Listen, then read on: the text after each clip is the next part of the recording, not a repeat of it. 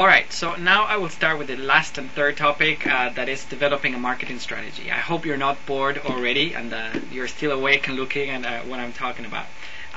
Okay, so anyways, so now let me tell you about what I did with all these findings that I gathered from this research that I did in 2004.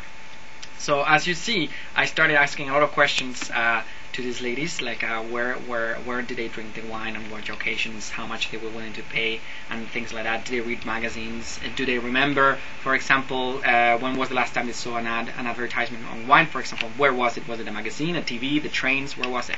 So it was quite interesting, all the findings that I got there. And then I used all this information to deploy a marketing strategy. And this is, again, I think it's the most fun part, actually. And because you have to work basically through the 4 Ps, and that's like, I don't know, I found it very interesting. So, okay, so I will cover now basically the 4 Ps and my strategies, my suggested strategies, based on my findings.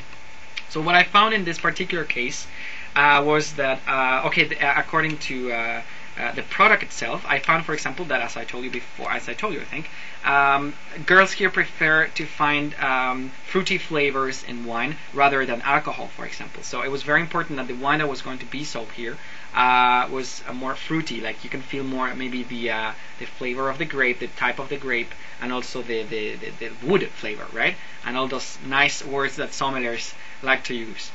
And that is regarding the product. Of course, also one important thing that I gathered is like the importance to quality. Here in Japan, quality is a very important issue. That's why Japanese products are so famous abroad right now, like Toyota cars or Sony computers. It's very important to provide high quality products, and that means that, for example, labels in the back labels should not be twisted. They should be nicely designed and put in the glass, for example. Otherwise, you won't have the chance to be presented as a glamorous or a good product, for example. And that's what these ladies were looking for. So it was quite interesting because I also understood from this research, the market research, that ladies actually were drinking wine on special occasions. Say, for example, Valentine's. Valentine's here in Japan is quite different from the rest of the world. On Valentine's Day, only girls give presents to boys. Don't worry, there is another day when you have guys. We have to give presents to girls. That is called the White Day. But depending on the kind of present that you give on Valentine's, the girls give on Valentine's, is the kind of present that they receive on White Day. So that's quite interesting because girls usually invest a lot of money because they also want something back. And actually has to be a bit bigger. Guys have to give a bigger present, in value I mean, right? And also, for example, I found that Christmas, that for many Westerners, a very religious occasion, and that is a time to share with family, and it's very family oriented. In Japan, it's more like a romantic date.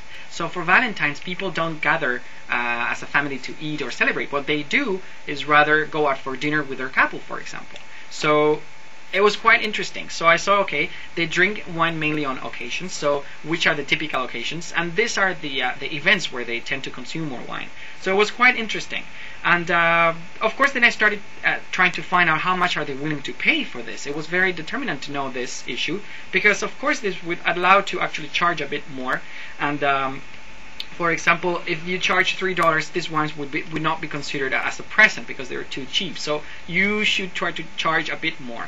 So what I did is also look at the other of the P's, that is the distribution, of course, the place, as you know, and try to see what was going on there. So I know that the first place was like wine bars and restaurants. So as you can see, everything is connected because if you sell through wine bars and restaurants, normally they charge a 100% margin. So what I started saying, okay, how much are you willing to pay for a present? And they said, okay, it would be around $60, maybe $70 for a special occasion. So okay, let's reduce the margins. Then you have to sell to the restaurant at $35 more or less, and then you have to deduct the importers' margins, and then the taxes from the Japanese government, and then the transportation cost, and then finally you get the producer. So I went to the producer and asked him, can you produce this wine at this price? And they said yes. Okay, perfect. So I know all the chain. So it's very important to understand all the layers in the logistics, the global logistics, of course, and distribution. So it was very important to understand that the distribution would be wine bars and restaurants, and not convenience stores or supermarkets, which their margins, of course, are different. So As you can see, everything is connected. I'm really passionate about this and understanding the dynamics of the interaction of the 4Ps. The last P, of course, is the one of promotion, so I had to know where was exactly the best place. Here in Japan, I found out actually that media is quite expensive. Very, very expensive actually, especially TVs and newspapers. Alternative ways are trains, for example. But I also tried to measure the impact of advertising wine products, and it turned out that it's not that good actually. So the promotion should not be directed to the consumers directly, but rather try to focus the promotion on distribution channels. So, for example, organize events for restaurants that will benefit the restaurants, because if you secure the channels, then you have more chances of getting the wine to your customers. I noticed that developing a pull strategy here in Japan was very, very difficult, because the investments that you have to do in mass media is such a huge amount of money that it's better to develop a push strategy where you convince the channels and you make your product available as much as possible to the final consumer. So, well, I think I covered all the issues that I think might be interesting for future international marketers.